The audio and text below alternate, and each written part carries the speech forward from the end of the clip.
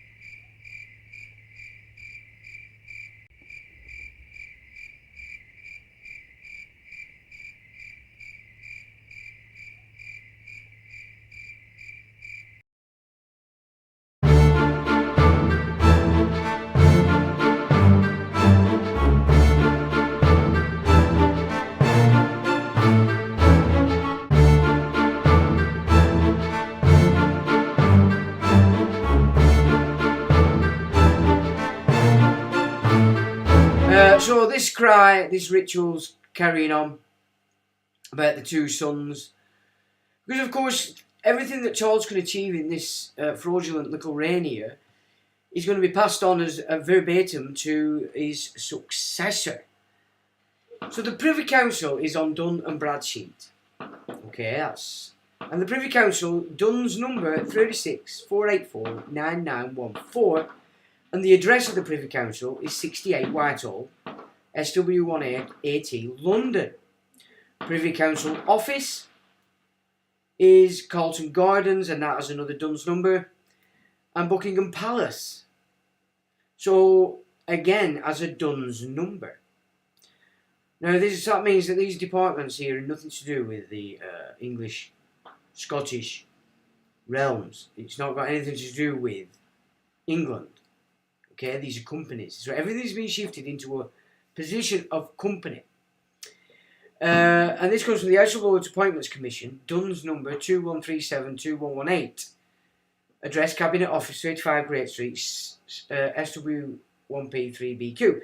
Now, commissioners can't be brought to book for anything they do, because they're not necessarily Crown sanctioned, but if I get it right, the Crown can do something, but it's not actually officially assigned as to oversee commissioners.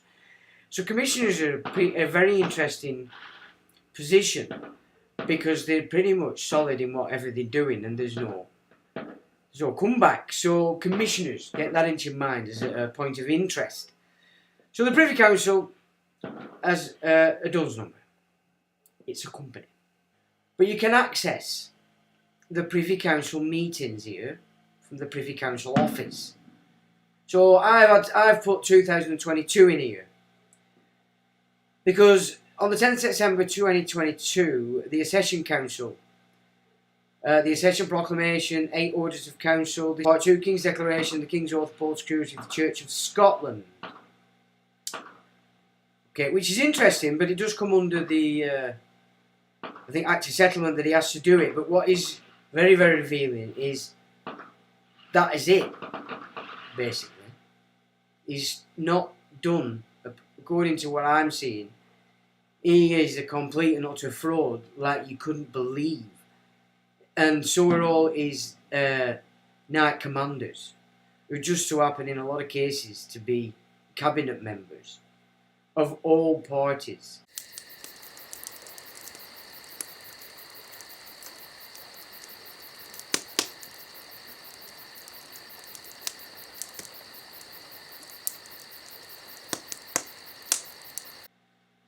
So you can go through this, and obviously you put whatever date you want in there, and it brings up the meetings. That's a very good bit of kit to add to your arsenal when you're wanting to look through and see what the hell's going on down at Chalker, Westminster, Thorney Island, and the fruit bats that they're in.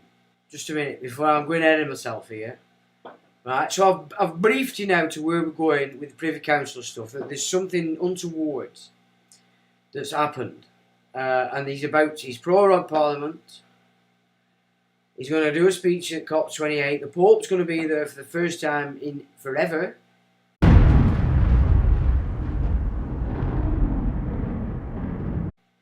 Something's afoot, right? And I think this speech is going to be the gig that we need to pay attention to. Now, Lord Lyon's Special Court is tomorrow, November the 6th. It's also May the 6th, which is when he was coronated. So I would expect something very important to carry on from May the 6th, which is Lord Lyon's Special Court, to November the 6th, which is also Lord Lyon's Special Court. Okay, so there we have it.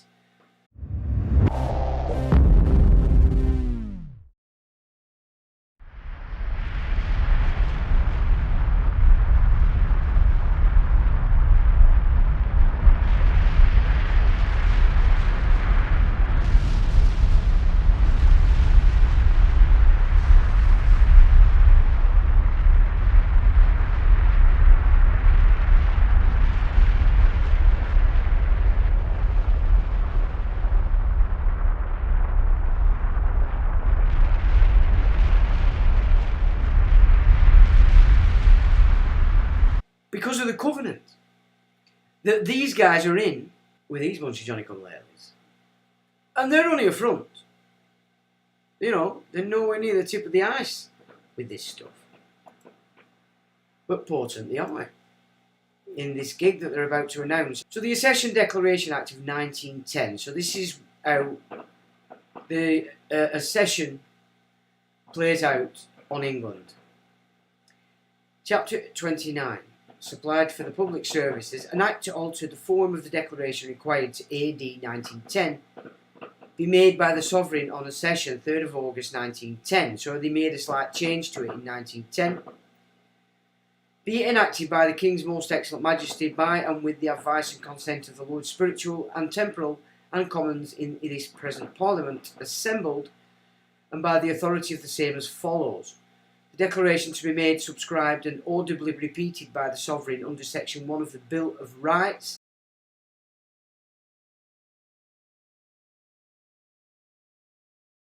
and Section 2 of the Acts of Settlement.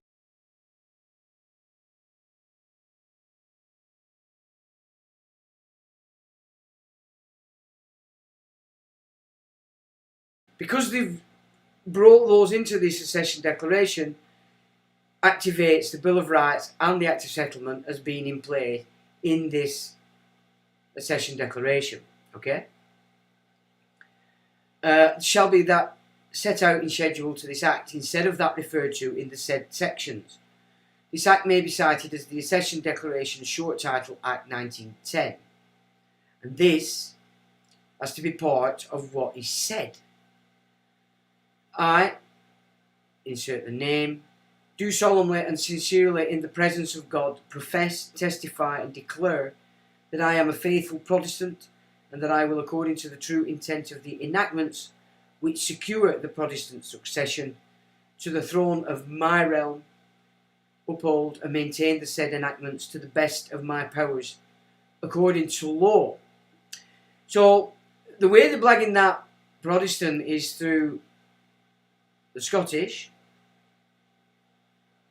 but they're bypassing the fact that they've invoked, this Act has invoked these two, the Act of Settlement and the Bill of Rights, into the realm as mentioned.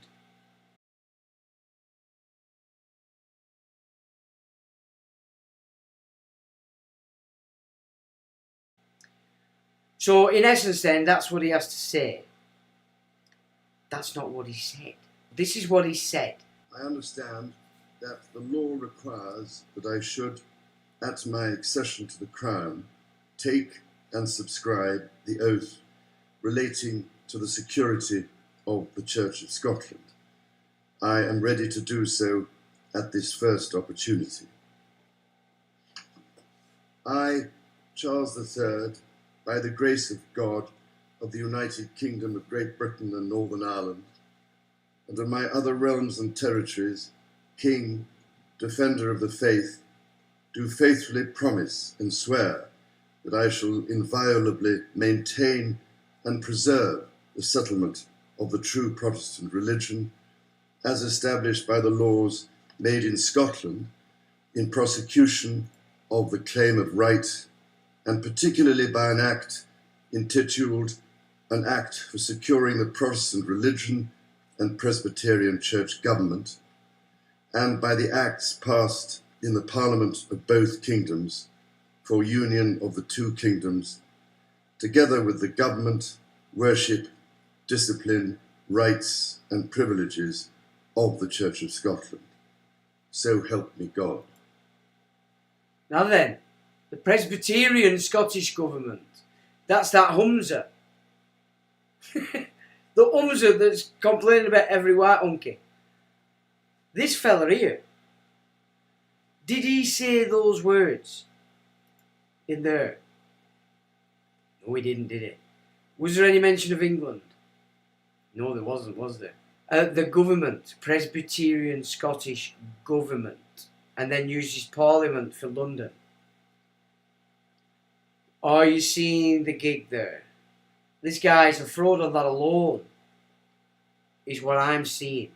That this entire gig is a fraud, but we get insight into the fact that this covenant is again showing that it's the Scottish Rite Freemasonry that's pulling this Noahide system that they're all covenanted on, because it certainly couldn't be Church of England, could it? Because that's certainly got nothing to do with England anymore, and hasn't had for a long time.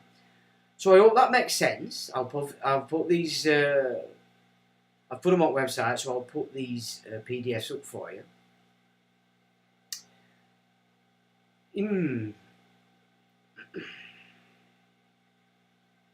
So this is a proclamation.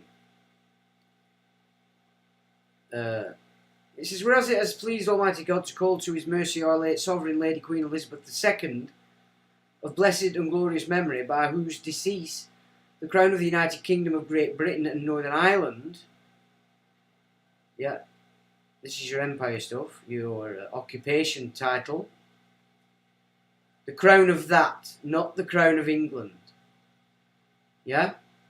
So then the Presbyterian Scottish Government is the government for that, and has been for a very long time, just quietly up until now. So this is the gig they're trying to get in place for the next guy to pick up as verbatim, de jure, absolute, this is the only way it's been. And they need the young uns to miss this and follow it through, because they all want and love Kate and William and Harry and Meghan. Okay? You see?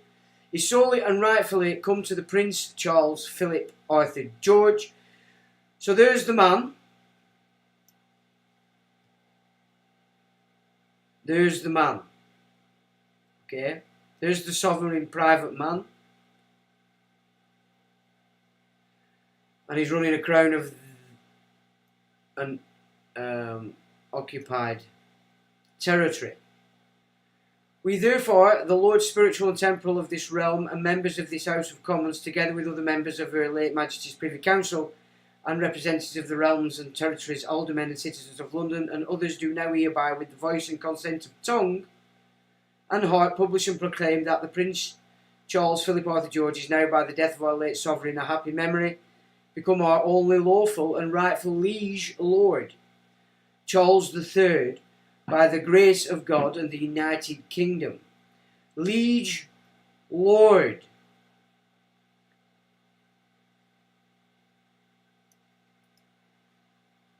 Of Great Britain, Northern Ireland, and of his or other realms and territories, King, head of the Commonwealth, Commonwealth of Parliaments, that's Cromwell, defender of the faith, to whom we do acknowledge all faith and obedience in humble affection. What faith? We don't know what's in that book.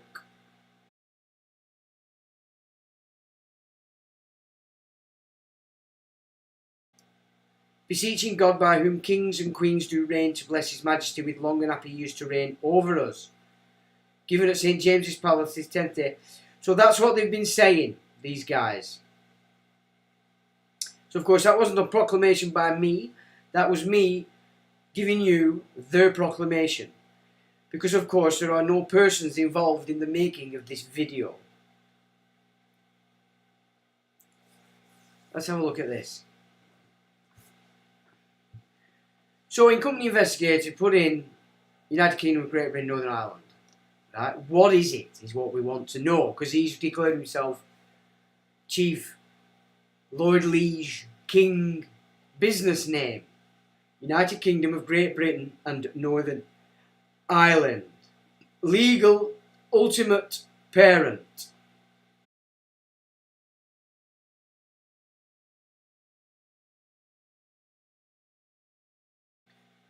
Charles Philip Arthur George, President. President on England. Address. The President's address of the United Kingdom of Great Britain, Northern Ireland is 10 Downing Street. London, United Kingdom of Great Britain, Northern Ireland. So he's the President of the United Kingdom of Great Britain, Northern Ireland, and there's his office. Great Britain's Jaguar. Now this is coming up under this, remember. Put that in, this is what come up. So this is again. Risk flags. Dealers. New and used car dealers. Global sanctions, no match. 441110 new car dealers, United States. 900 York Road, Warminster. Great Britain Tile Inc. Office directors, this is United States again. Jaglen, what's this? No.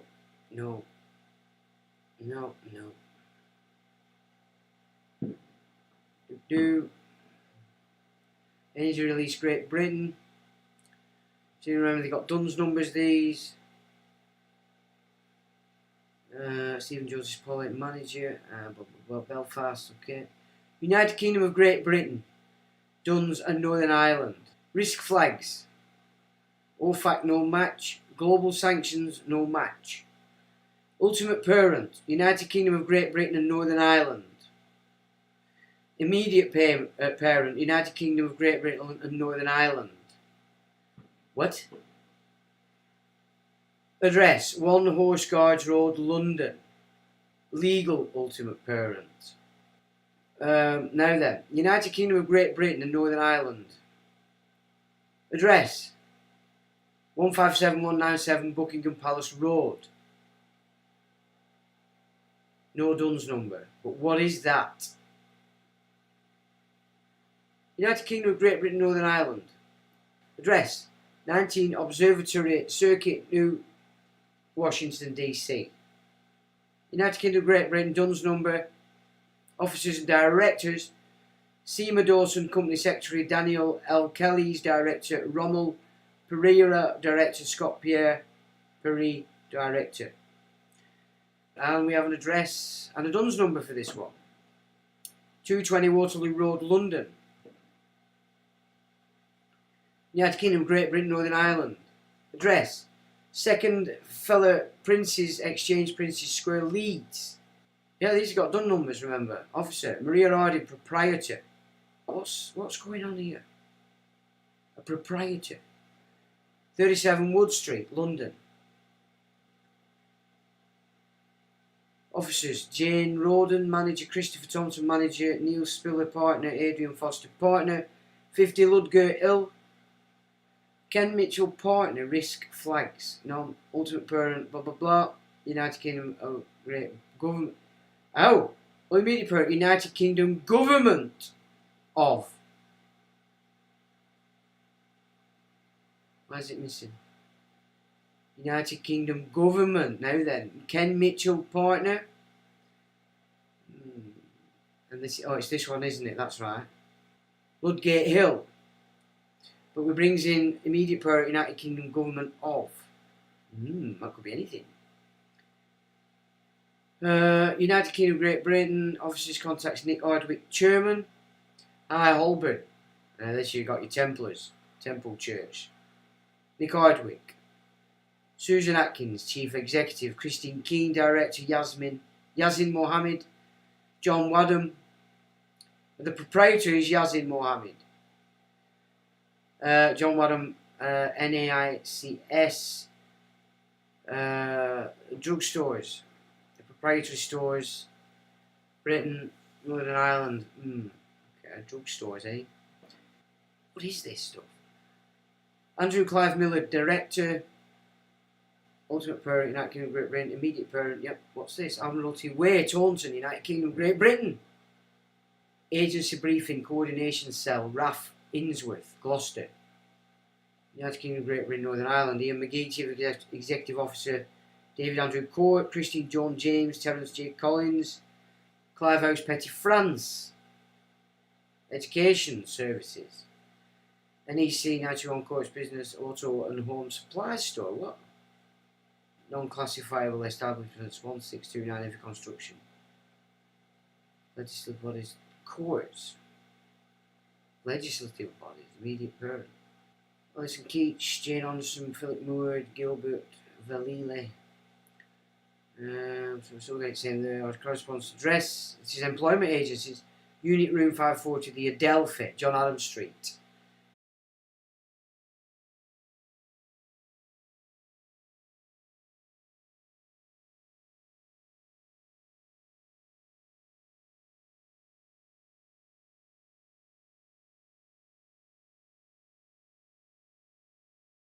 Adelphi House is a centre for this corporate mimic of what was belonging to Blighty. E Block, Ensley, United Kingdom of Great Britain. Address E Block, Elland House, Bressenden Place, London. Fitzroy Road, Exeter. Right Honourable United Kingdom of Great Britain, Northern Ireland. Floor 5 zone, the main building, Whitehall. Office Director Contacts, Right Honourable Sir Michael Fallon, MP Cabinet. Mike Cooper, Director, Richard Vaughan, Susan Webb, Robert Rose. And again, it's ultimate and immediate, and it's at Whitehall. So this Right Honourable Sir Michael Fallon. So it keeps moving. What's this? Again, the same immediate and ultimate. Great Minster House, 76 Marsham Street, London. New King's Beam House, Upper Ground, London. Finance, Taxation and Monetary Policy. Non-classifiable establishments. Public finance activities. James Bevan, Chief Executive. Paulette Angela McGrowder. Anthony Wright. Richard Cresswell. Mark Sitton. Same ultimate and immediate, and it's Alton Court, Warwick Road, Alton, Solihull. Victoria Street, London. So Roger Lewis Lucen Lefebvre, I don't know, Director. Ultimate and immediate, same Richmond House, Whitehall. And again, Jane Johnson, Alison Keats, Philip Moore, D. Gorrod, Michael Davidson. Ultimate and immediate, again the same, and we've got here elementary and secondary school, education, blah blah blah blah. Richmond House, Whitehall. Social services, offices and clinics, medical doctors, administration, social manpower programs.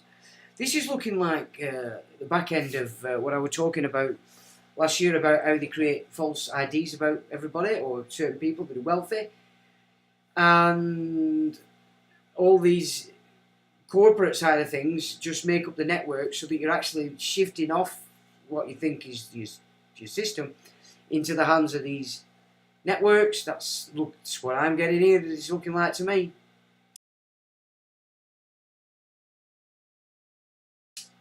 So it's real estate, everybody's in it. Look, offices, clinics, business. I can say real estate's play games. They did it with my house. They didn't sell it. Somebody that went to buy it told me that they were being put off it and all this kind of stuff.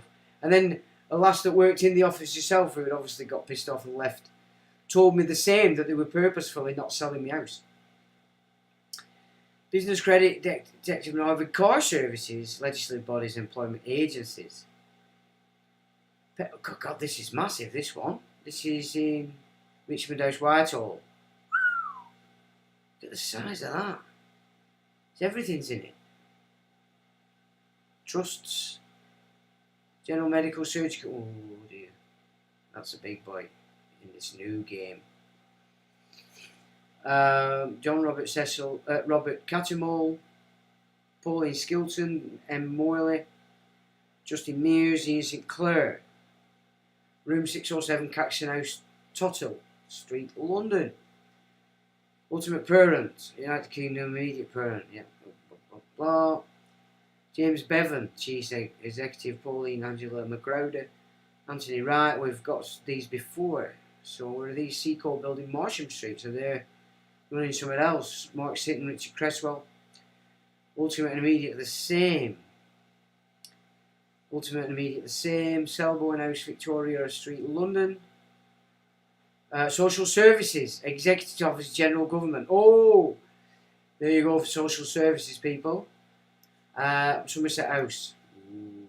Christine John James, David Andrew Court, Terence J. Collins, ultimate and immediate the same. Schools and education, holding companies, general government, business services, auto and home supplies, blah blah blah blah. Heavy construction, auto and courts. Southside Victoria Street, London. Trevelyan House, 30 Greater Peter Street, London. General government, business services. Motor leisure, Great Britain.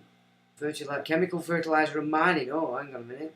BHP Petroleum Great Britain PLC, Duns. Office Directors, Richard Derrick Harvey, Director. Neat House Place, SW1, Fertiliser, Mining, Gasoline. Chemical. Berks Landed Gentry of Great Britain, yep. High Street, Stockton, Middlesbrough. Corcog, the community of Congolese refugees in Great Britain. Oh, Yellow Bokello. St Luke's Community Centre, Darling Road, London. HF Lenfest, New York Road, Willow Grove, PA, United States of America. HF Lenfest, Chairman of the Board, Michael Smith, President. Coca-Cola Enterprises Great Britain PLC, United Kingdom, Great Britain, Insurance Agents, Brokers, Service, Pension, Health and Welfare. Abigail Recker, Lauren Brown, Sarah Willett, Martin Patrick Gill, David John Mackey. Grubbins Great Britain, Chichester House Holborn, that's Templars. Insanely Great Britain. Joseph Gerald at Hornet. Paul Street, London, non-classifiable establishments. And that's just got a number, Destinations Island. You get the picture, obviously I'll put that up. Next. Now these are MPs with Dunn's numbers, right? As I've said to you before, that they're playing a game. You think you're talking to the man, the woman, you're actually talking to whichever corporation they decide. Because some have got 3. They've all got 2, or most of them. Okay, and Cabinet are in orange, and they're using the term KC. Right, so these are your MPs, all with DU Dunn's numbers. Stephen Barclay, he has 3. Kemi Badenoch, so these are Cabinet people as well, and KCs. Look at this, which I thought were interesting. Isn't there one guy standing up claiming to be an amazing geezer?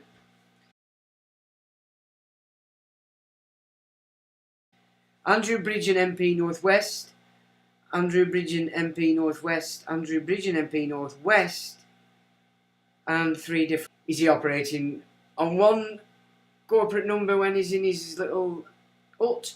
Is he operating another when he's talking against all things book script? Are you seeing?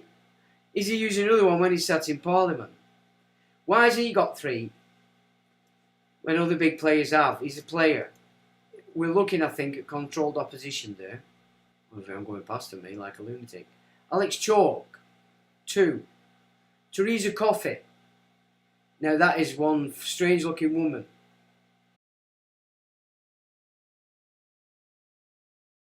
Michael Gove, just as the 1.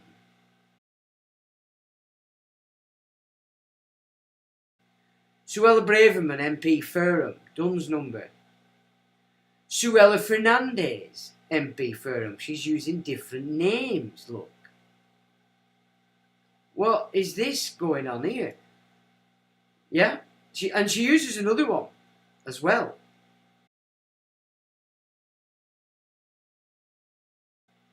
So why this big woman they're putting up there as possibly the next leader? Look at it. She's a fraud. She's a fraud, this girl. She doesn't have... She's not coming in as the real. She's coming in on these corporate things. Rishi Sunak.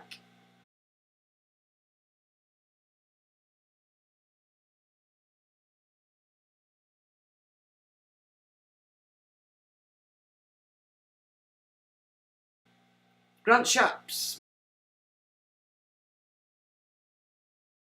Michelle Donlan.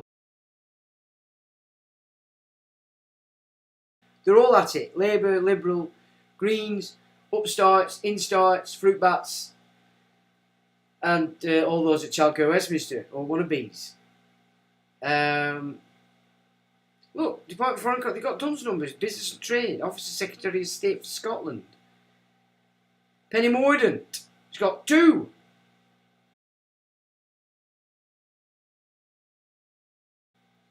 Mel Stride. He's got 1, and Mike Harper. He's got 2.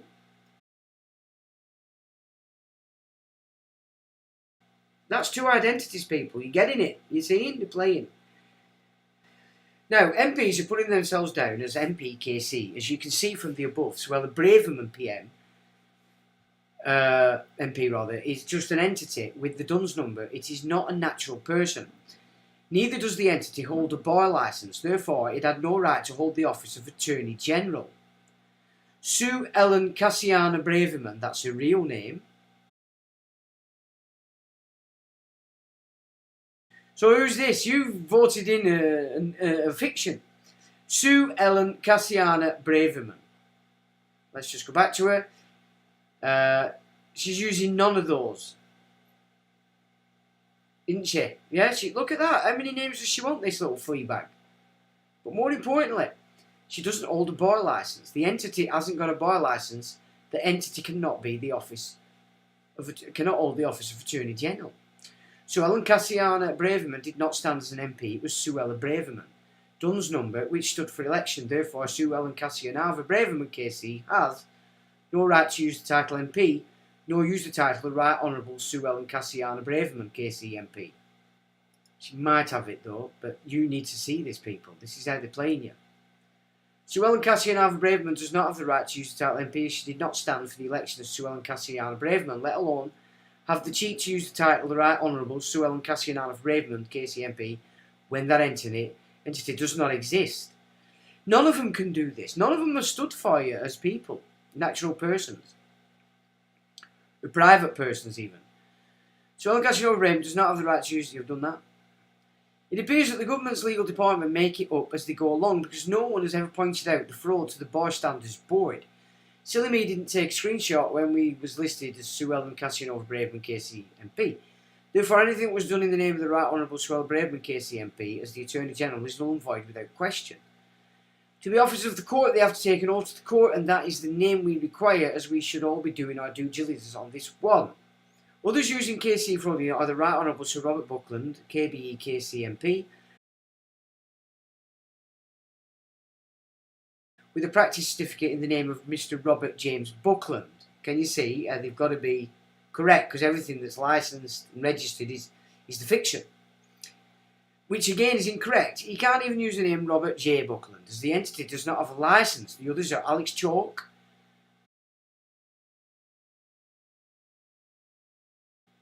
Lord Chancellor, because he's using Lucy Fraser, MP Secretary of State for Culture, Media and Sports, Lucy Fraser. The last two are not even registered on the Bar Standards Register, so have no right to use the title KC despite the positions they hold in government. What do you make of that malarkey, ladies and gentlemen? It's all going down now, innit? But is that not raised questions about what the hell's going on with the United Kingdom of Great Britain and Northern Ireland? Why are they all operating on corporate entities, yet standing as natural persons or private persons taking up office? That's the covenant, people. That's the game. That's the New World Order. That is the covenant that they're all in. Till the next time.